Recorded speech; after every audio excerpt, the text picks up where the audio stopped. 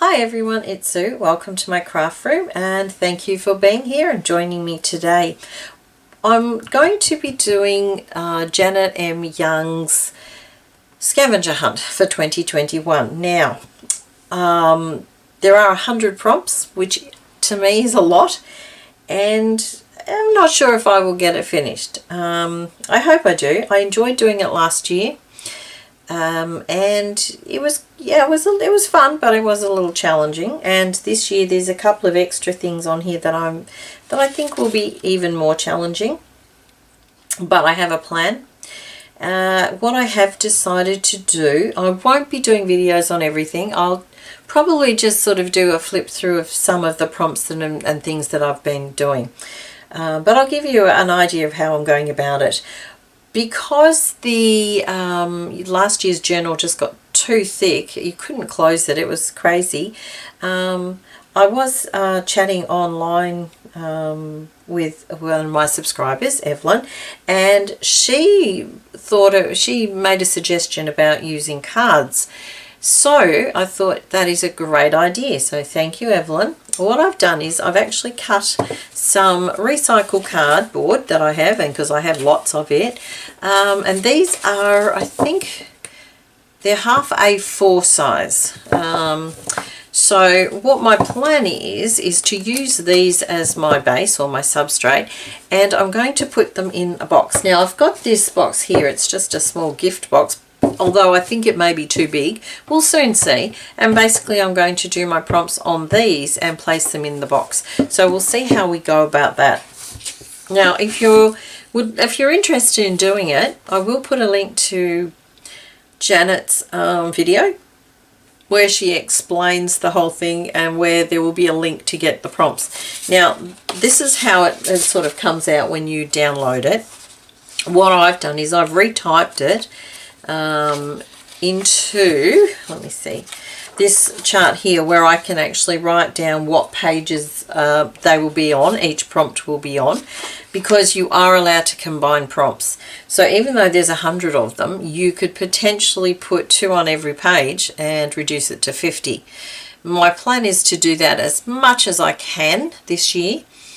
We'll see how I go. And then what I did do is I also enlarged it here so that I can actually cut out each one and stick it onto the page. So I have done my first page and started my second. Now the one I've done, let me see, it was butterflies and quote.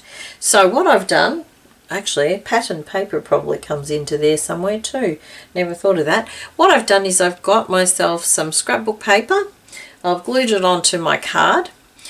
That is my quote. Without change there would be no butterflies, which I love as a quote. I just think that's a great quote. And I've cut out some butterflies and glued them onto the scrapbook page background, and I really like that. I really thought that turned out really well.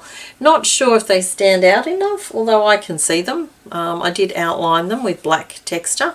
And I have put butterflies and quote, so that's my 2.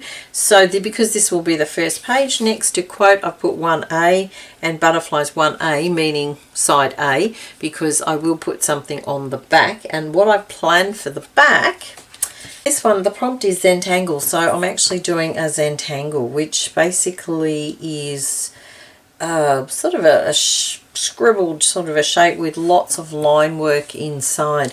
So I won't do the whole thing on camera, but I'll do a couple of the different parts. I'm actually planning on doing this over a period of time because it's quite, I think it might be a little tedious to do it all in one hit. So I am going to sort of do little bit by little bit. So basically you've got to fill in each of these spaces using a pattern of some type. So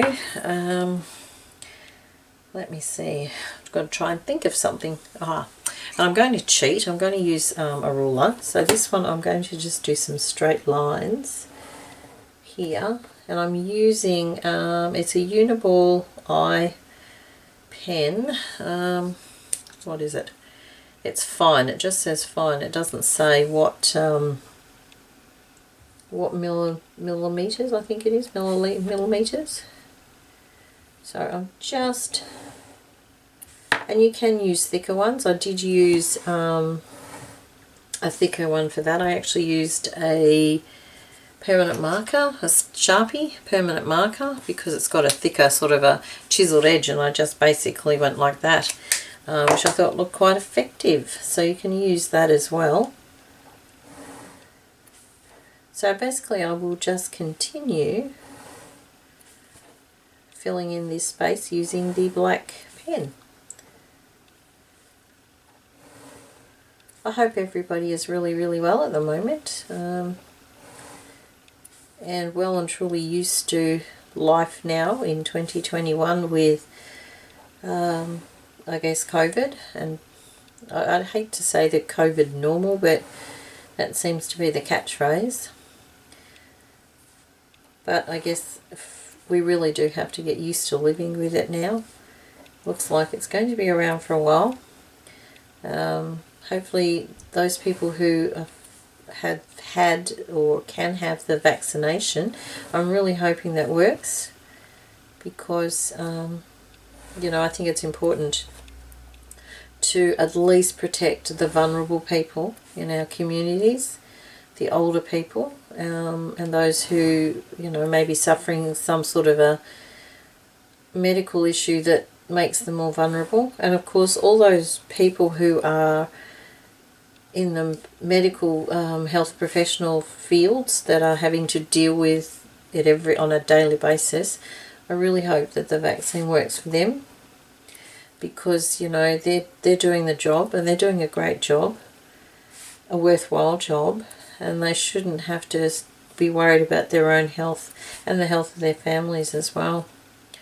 So hopefully that works for them, and then ultimately I guess for all of us. Although personally I'm not a fan of vaccinations, I guess, in terms of if there's any side effects and things, but I guess that's the chance we're going to have to take for the moment. Alright, so that's that one. Now it's not exactly spot on even.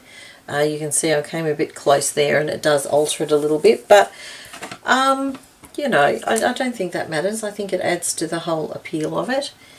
So now I've got two sort of striped or lined areas. I need to break that up with something else. Let me think. It's actually quite challenging thinking of ways of filling in the spaces. I think we need some curvy lines. Okay, I'm going to do something a bit radical, and I'm going to just do some curves, or swirls I think is the correct term. So we'll have a swirly bit.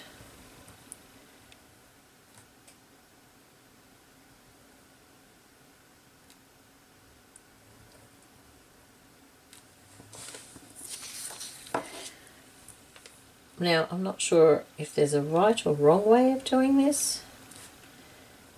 I just do it instinctively. I just fill in the spaces with lines. I think it looks quite effective when you do that. And of course, if you do a little bit of a mistake, that doesn't really matter. It's not life and death. It's supposed to be enjoyable.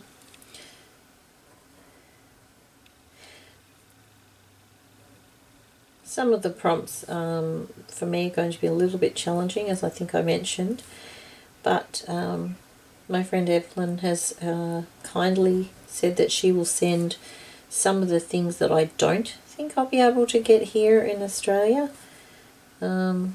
So that was really lovely of her, and of course I'm happy to send her things as well. Not a problem. Yeah. There we go, there's another one filled. So basically you continue filling that whole thing. I'm not going to do it all on camera. I will finish it over the next week, and then I'm going to glue it onto here like so. And as you can see, I've deliberately cut it so it's left a black border, just because I think that looks really stylish. And then I will glue now I've totally forgotten what it's called. The Zentangle, the word Zentangle down there, and this will be 1B.